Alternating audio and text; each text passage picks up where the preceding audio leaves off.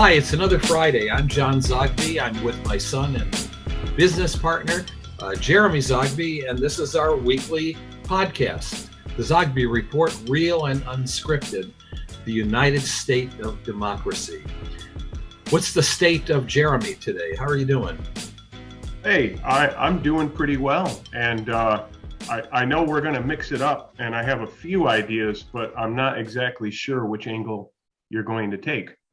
So Yeah, well, there's three things I think we can talk about, and in no special order. One, of course, is there's a new jobs report, including a revision of last month's jobs report that I think is very, very interesting, and could have some significant implications politically.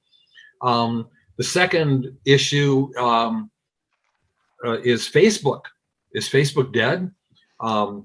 Whether it is or it isn't, $251 billion loss in one day is pretty massive. And then the third thing, we sort of hinted at this last week, didn't get into it. Are we going to war with Russia or are we not? So those are my three. There's a smorgasbord there. What do you have in mind? yeah, well, I mean, we could pick up with the Russia, the Facebook thing. I don't think is too very interesting, and the jobs report. I mean, I think we kind of alluded to last week about are people happy and the economic numbers showing something positive, but the reality on the ground. So we didn't really get into Russia too much, and that is probably, by all account, the big story of the last week or two. Although there are some other big stories that maybe we can get into that are. Well, I'll let you take the lead today. I normally do. So okay. fire away.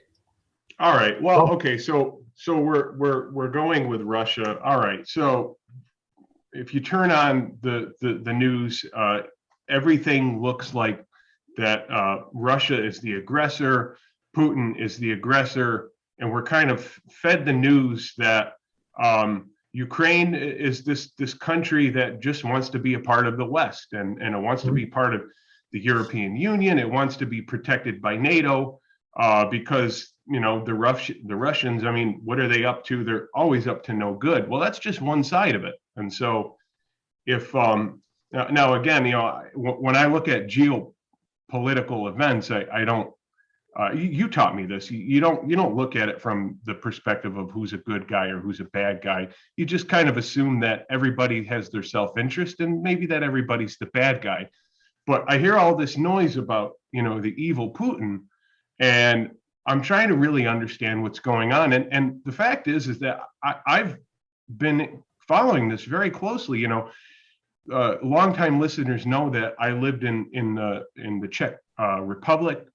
From the year 2007 to 2009. During that time, Putin started to become in the news cycle more and more as an aggressive president with an aggressive foreign policy. There was the issue with Georgia and South Ossetia and North Abkhazia, those breakaway nations. And then, of course, there was also the call for the Czech Republic having a missile defense system that the United States under President Bush said was to deter Iran, but Russia said, no, it's not to deter Iran, it's to deter us. And so I've been following Ukraine really since 2013, in which around that time you had a pro-Russian government. Whatever the election process was, you want to call it democratic, you want to say it wasn't democratic. The fact of the matter is, the people voted in a pro-Russian government. There was this incident in the Maidan. There were protesters who were in the Maidan, and mysterious shots fired. And then next thing you know, there was a coup d'etat. Who came to power? It was a group called Right Sector, who, if you look at their flag, it eerily resembles a swastika. Right Sector, they actually have their roots in a Ukrainian fascist party. Why would the West, why would the European Union, why would NATO want to support a group with fascist roots who immediately, as they came to power, started attacking the ethnic Russians in the Donbas area of eastern Ukraine and basically waging genocide. Here's how I understand it.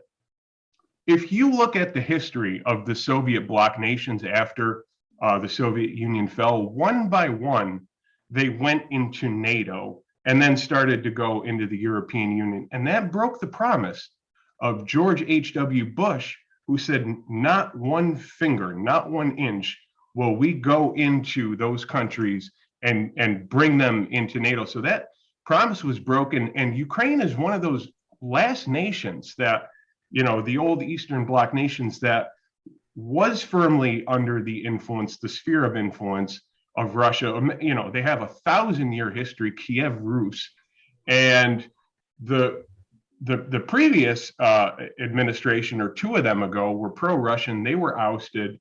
This group came in, has been waging genocide. And my question is, what is Putin supposed to do? Is he supposed to watch his entire western border amassed by NATO military bases and the old promise of George H.W. broken one after one? So that's kind of how I approach it. Okay, I'm just going to add, you know, some color to that on my reading of history. Number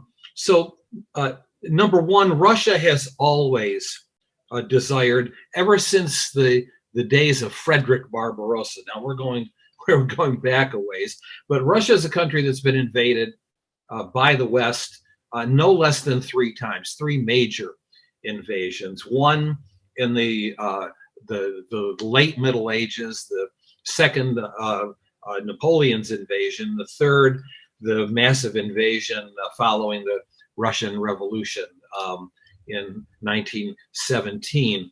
And then, of course, add the 4th time where 20 million Russians died, and Stalin's demand was that there be, and this is part of Russian history, a cordon sanitaire, a belt around Russia that was a buffer zone that would mitigate any new Russian invasion. So that's important. And again, let me reiterate what I taught you, and which you eloquently just put.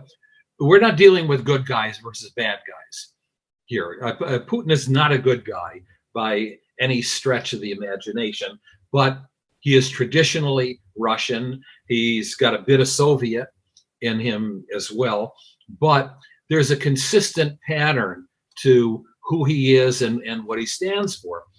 The second thing that's worthy of note, I just read an article a few days ago in the Atlantic, in which it points out that going back that 1,000 years, Russia got its identity from Ukraine. They were joined at the hip. There was no Russia without Ukraine. And to a great degree, Ukrainians internalized that over the years. There certainly is a desire for independence by the Ukrainian people. There's certainly, by most of the Ukrainian people. There also is a sense on the part of Russians that Ukraine is organic to the state of Russia. There's some tension there between the two, but not a happy marriage. Never been a happy marriage, but a marriage nonetheless culturally. The third thing I would add is, let's make a list of anybody who gains from a Russian West war right now. I don't have anybody to put on that list. Putin would be, I mean, you got to assume, no matter how bad leaders are as people, that they think rationally to some degree, and nobody wants to be the last president of a country that no longer exists or that has faced massive casualties. So Putin has nothing to gain from that, and any effort to take over the Ukraine would backfire. Ukrainians don't want it. You see the president, prime minister, foreign minister of Ukraine saying, this is not an imminent war. Yeah, we're in danger. We feel threatened, but let's not rush this. We're still all talking here. The United States doesn't want war. It can't want war. What do we possibly achieve from it? What have we achieved from going to war in the last 50, 60 years? NATO doesn't want war. The issue of Ukraine joining NATO is a moot one because NATO doesn't want Ukraine. And so this is all a real puzzle to me. And I'm wondering what the manufacturing of this crisis is all about. And I say that cautiously, but it does appear to be, look, there are over 120,000 troops, Russian troops massed all along north and east of the Ukraine border. But is somebody going to step over the line? Is there going to be an incident manufactured like the Gulf of Tonkin resolution? God, I hope not. Well, you're talking about rational leaders don't want war, but then why is the West precipitating war? It goes back to my question, how did this ousting of the pro-Russian government happen? Who ousted them? I don't want to get into that, but to me, it looks like it has its fingerprints somewhere in the West, whether that's broadly the European Union somewhere in there or broadly in NATO. I can't pinpoint it exactly, although it looks suspicious that after they ousted the pro-Russian government and brought in a historically fascist party that immediately started a civil war, Victoria Nuland, who was in the Obama administration, announced that there would be this natural gas company. See, a lot of this, I think, has to do with resources geopolitically and strategically from the vantage point of the West, because Russia does have a stronghold over Europe. Europe gets their gas, they get their oil largely from Russia. And when the EU get together and they point the finger at Russia and say that they're bad, or that they want to sanction Russia, Russia has that leverage. Well, if you're going to criticize us, then maybe we won't deliver our gas. And so lo and behold, Ukraine has natural gas fields. And so I think that plays a role into it. And so when Victoria Nuland announced that, and in the background was a Chevron logo, and then there was this Burisma energy company that was formed. Lo and behold, Hunter Biden was on the board. Joe Biden, of course, was the vice president under the Obama administration. It doesn't look really good. It looks really bad. So to the point about, rational leaders not wanting war, the Obama administration didn't really act rationally in its engagement with Russia. If anything, I think at the end of the George W. Bush administration and the entire Obama administration, they poked the Russian bear.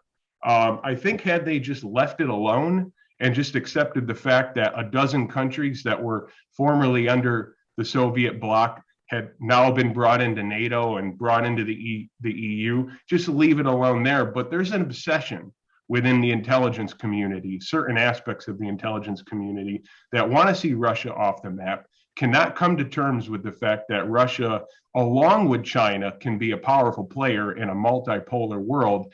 This is just the inability of the behemoth empire, led by rogue elements within the intelligence agency, that just have it out for Russia and want to see their demise in all of this. We're now, now there's talk about the brink of war. I don't think it's going to get to that. But here's the other thing. It also serves as a distraction. You were talking about the manufacturing of this crisis. And so here we are, and we look to our neighbors in the north in Ottawa, and tens of thousands of a convoy, a trucker convoy, are parking out in front of the parliament, and they're calling for an end to the mandates. They're calling for an end to what they call the COVID regime. Justin Trudeau is nowhere to be found. It's kind of like, the lead up to the French Revolution. And I'm not going to say it's going to go that direction, but basically by the week, the COVID narrative is falling apart, and actually apparently there's going to be a similar convoy trucking of American truckers from the West Coast going to DC. And so you're going to see this everywhere in the world. Remember, 2019 was the year of the protest. People were taken to the streets.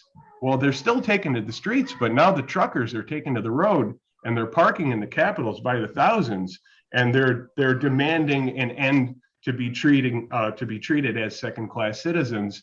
And then while this is building up, lo and behold, we're back to the World War III scenario with Russia.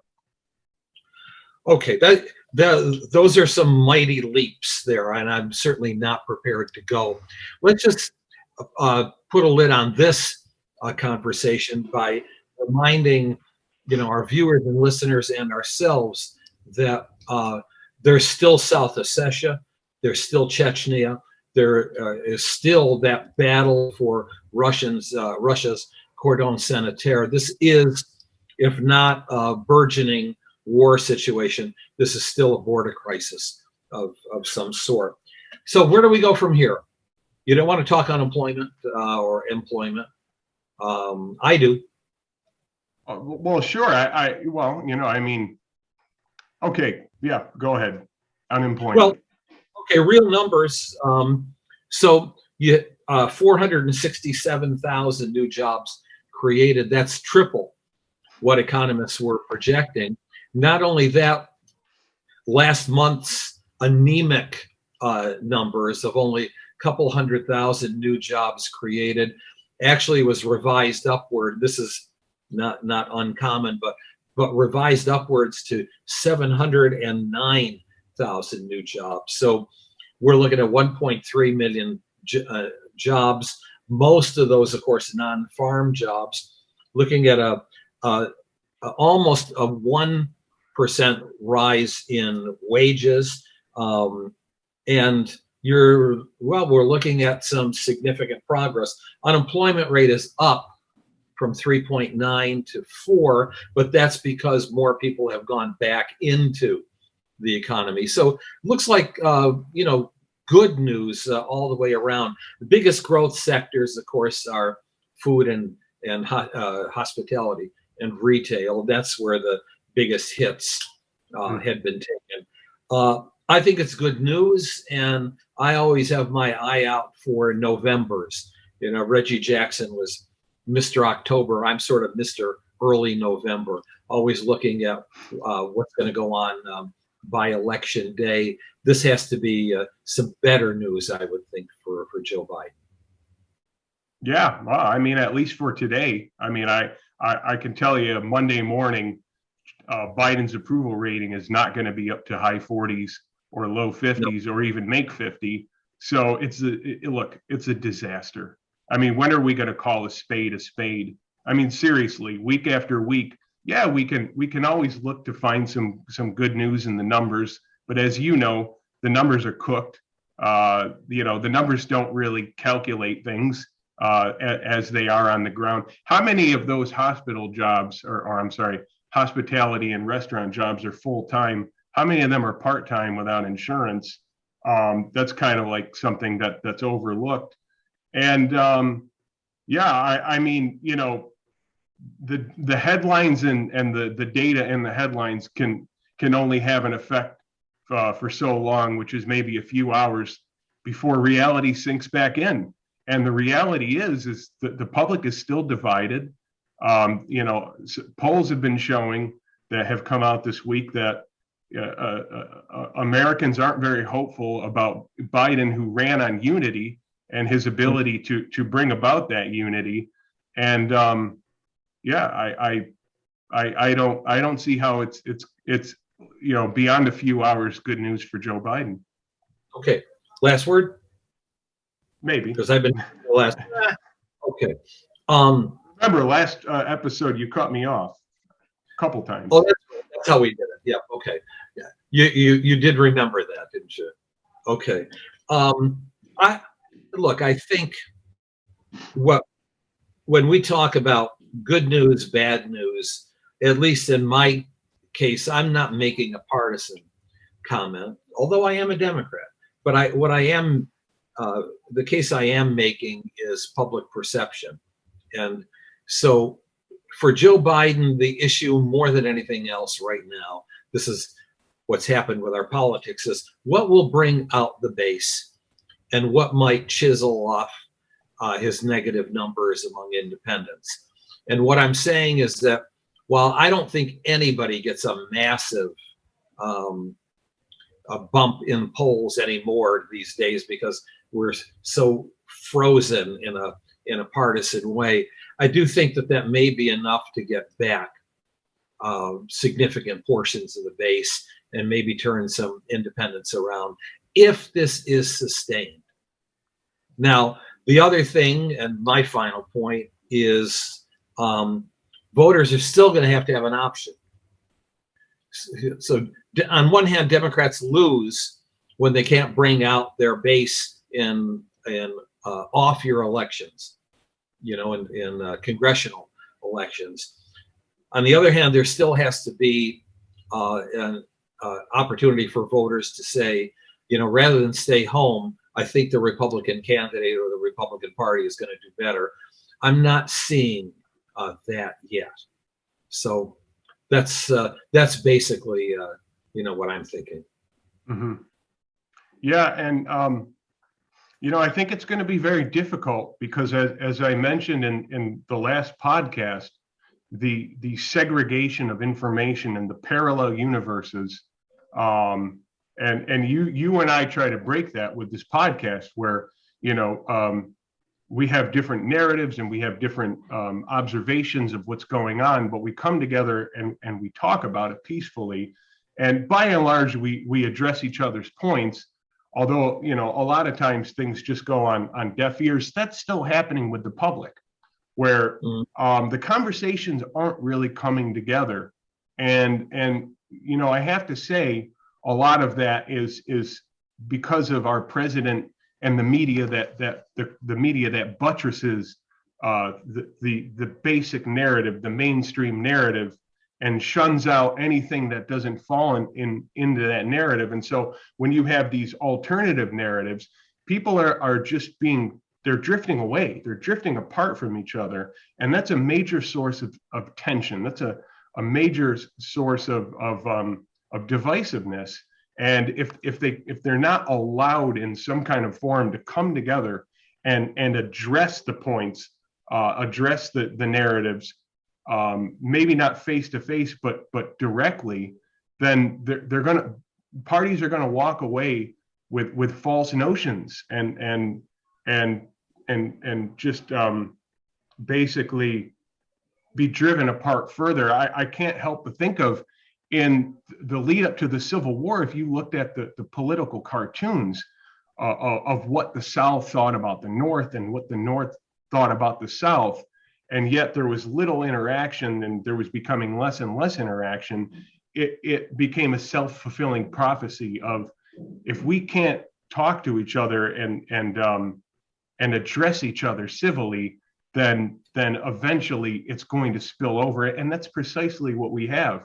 And so that's what concerns me. And I don't see the Biden administration doing anything to address that. I don't think they can, really.